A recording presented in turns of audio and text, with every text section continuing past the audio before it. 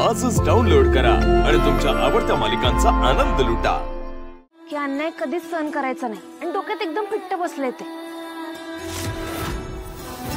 त्यामुळे असं काय घडलं की भडाभडा बोलायला लागतो आणि म्हणूनच सगळ्यांनी असं वाटतं की मी खूप बोलतो, उलट उद्धट बोलतो। आता गावाकडची गोष्ट वेगळी होती, म्हणजे तिकडची सगळे मला लहानपणापासून ओळखत होती, त्यासनी माझा स्वभाव माहित होता। चांगलं वाईट काय बोललो तर ते समजून घ्यायचे, कारण त्यासनी त्याच्या मागचा भाव माहित होता ना। आता इकडे राहायचं म्हटल्यावर जरा स्वतःत बदल करायला पाहिजे मला, आणि अभ्यासाकडे बी लक्ष द्यायला पाहिजे। मी हळूहळू करेन सर सगळे बदल। त्यामुळे इतरांसाठी तुला बदलायची काहीच गरज नाही आणि त्यांच्यासारखं होण्याची तर अजिबात नाही। आज तुमचं काहीच चुकलेलं नाहीये, त्यामुळे प्लीज तुम्ही वाईट वाटून घेऊ नका। आणि कमळी, तू चिखलात उगवलेल्या कमळासारखी आहेस, तू कायम अशीच राहा। तुझ्यासारखी माणसं इथे शहरात खूप रेअरली बघायला मिळतात।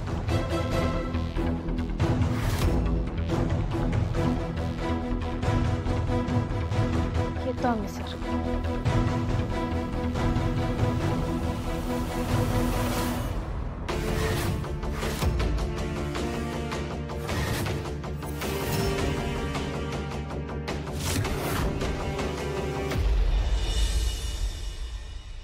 कमळे, माझं चुकलं, उगाच आपण त्या ऋषी सरांच्या घरी गेलो।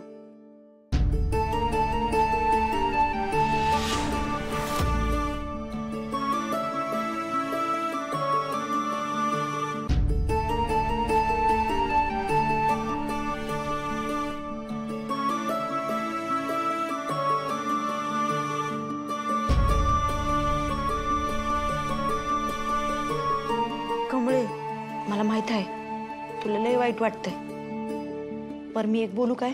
निंगे, मला माहित आहे तू काय बोलणार आहे, त्यामुळे गप झोप।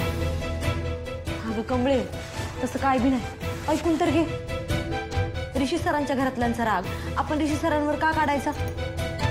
तुला तर माहितच आहे ऋषी सर किती चांगलं आहेत ते। असतील, पण ते आपल्यासारखे गरीब नाही, चांगले श्रीमंत आहेत। हा, मग त्याचा काय संबंध? ए बाई, तू कशाला माझं डोसकं फिरवायला लागल्यास? झोप की गप। वय बाई, बसतो गप। खरं त्या अनिकाच्या आईनी जेव्हा तुझ्यावर हात उचलला होता की नाही, तेव्हा ऋषी सरांनीच तिला अडवलं होतं की नाही? मग आता त्यांच्या आणि त्यांच्या घरातल्यांबद्दल का उगा गैरसमज करायचा? निंगे, तुला काय सुद्धा कळत नाही, जरा गप राहा। आणि काय समज करून घ्यायचाय? ऋषी सर आहेतच चांगलं, त्यांच्या घरचे आपल्याला कसं बघत होतं त्यावरनं सगळं कळलंच आहे। अगं पर कमळे, त्यांचा बी गैरसमज झाला होता की, वय का नाही? अगं कसला गैरसमज? असलं काय सुद्धा नसतंय।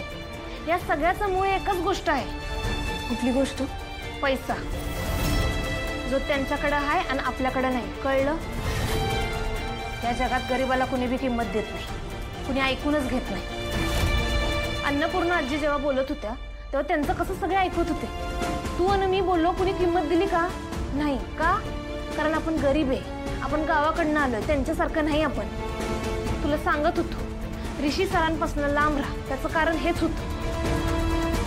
बस, आता फक्त कॉलेज, अभ्यास, कबड्डी आणि हॉस्टेल एवढंच काय ते। तुला बी आताच सांगून ठेवतोय, तू बी एवढंच बघायचं। गप झोप आता।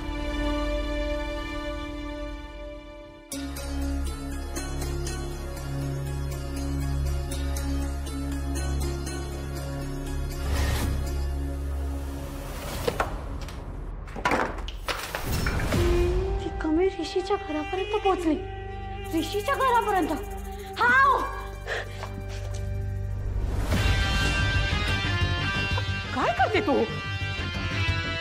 अरे बापाने केवढा पैसा खर्च केलेला आहे या सगळ्या गोष्टींवर, आणि तू सगळ्याची नासधूस करतेस। राणी आजी, आपला प्लॅन फ्लॉप झालाय। ती कमळी त्या ऋषीच्या घरापर्यंत पोहोचली आणि तुला इथे पैशांचं पडलंय। शांत शांत हो, शांत हो, शांत हो। ती कमळी ऋषीच्या घरापर्यंत पोहोचली, कळतंय का तुला? आपला प्लॅन फ्लॉप झाला आणि दिस इज टू मच नाउ। शांत हो, ए बेटा, शांत हो, शांत हो। शांत हो. शांत.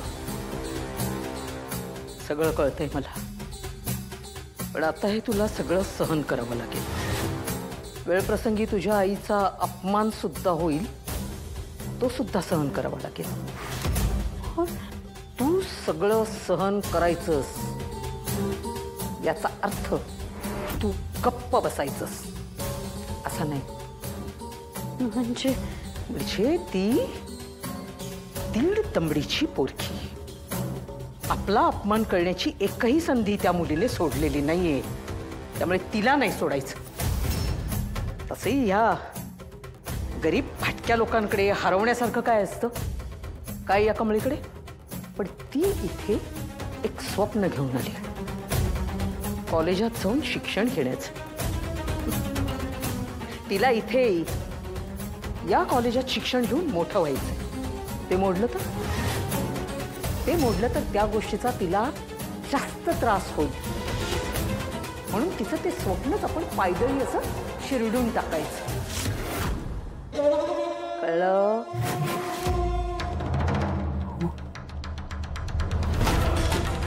कामिनीचा डाव पण वर्मावर खाऊ.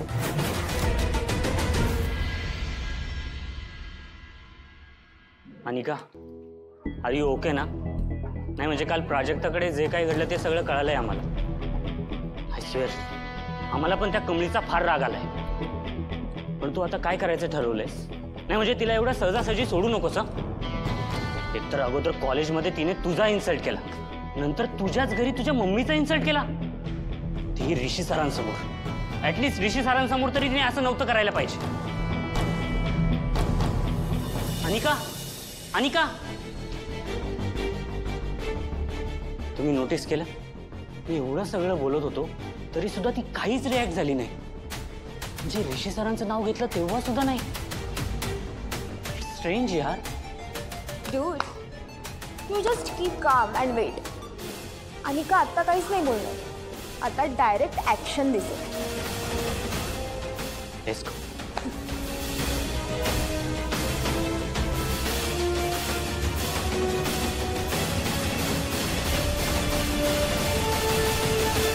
अरे good morning. Good morning sir. बरं कमळी, काल जे झालं ते नक्की तू मनातून काढून टाकलंस ना? अहो होय सर, असं काय करताय? विसरलोय मी. बरं ये.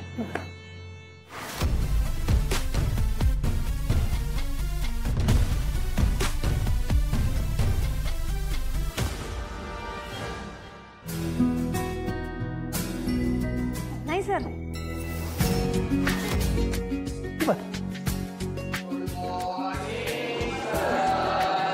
Good morning. बसा बसा. सो आजचा विषय आहे पोएटिक जस्टिस.